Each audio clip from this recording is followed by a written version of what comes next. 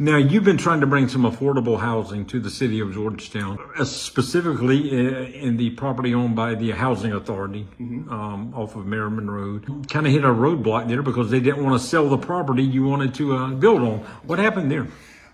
So the tax credits have buildings have very specific criteria to what they have to meet in order to go there. For instance, this piece of property is within a half mile to grocery stores, to museums, to playgrounds, and that kind of type of amenities, and schools and medical. So that property is quite unique in that it meets that criteria. There's nothing else in that area. Now, any chance that they'll change their mind and sell it to you?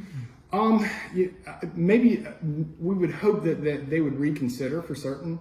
The reason why this was brought up is because there's a very large area of unused land, and when you start doing a little bit of digging, it seemed that the housing authority wasn't able to build anymore, and so at that point it was like, well, let's go investigate and see if we can actually help them achieve their ultimate goal, which is to provide affordable or workforce housing or safe housing. So that's what propelled this whole idea forward, and and the city stood behind it when asked about it, and so I think that it got legs at that point when you started getting the political bodies involved with it. So you think it could still happen? I would love to see that. If it doesn't happen there, and these are the plans right here, could you move those plans somewhere else to another tract?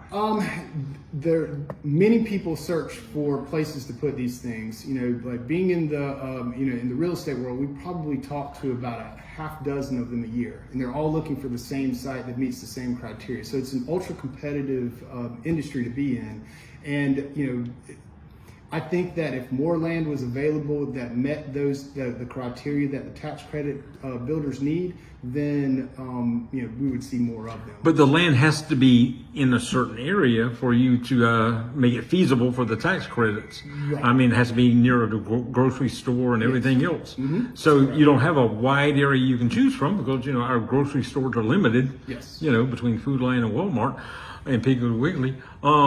So I mean, what do you do? I mean, if it doesn't, it just won't happen if you don't get in that area that you need to be in? It would, I mean, hopefully, I guess if it didn't happen, that the housing authority would be able to acquire the funds from HUD to build more houses. And that's ultimately what we want, almost regardless of who does it. I mean, that's the end result, is more housing for the workforce and affordable housing. And as far as what you're planning here, if it happens, remind me. I know it was like 3 different buildings. Am I right? It's 4. 4 different buildings. Yeah. And that was all conceptual. Yeah. I mean, certainly as it moved down further into further down the line, we would get engineers involved and surveyors and everybody. So, but yeah, it was going to be 2 of the buildings would have been for seniors, 55 and older, and 2 would have been for the families, which of course has children and parents. So that was the original idea. And so the way that it works is that it would have been segmented off into 4 different parcels for to be sold over the course of years.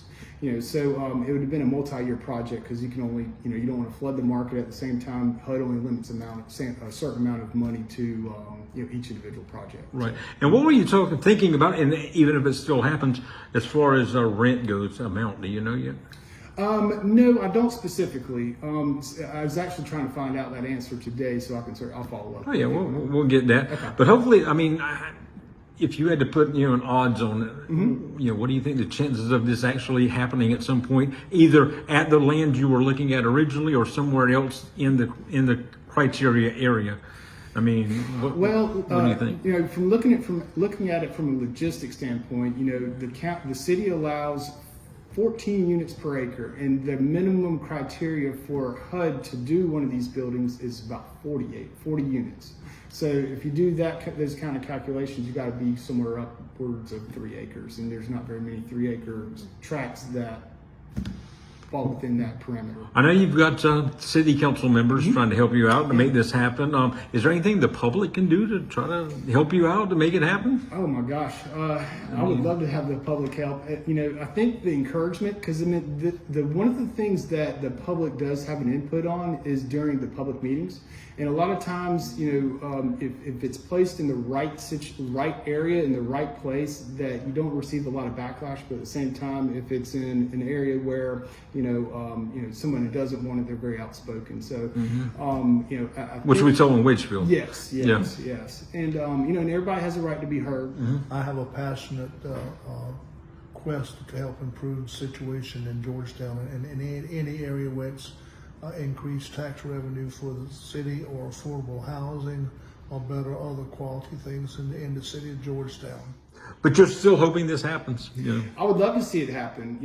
Ever since I got into the real estate development, I've always had a passion for the affordable housing side. I think that it's something that everybody needs and something I'm an advocate for.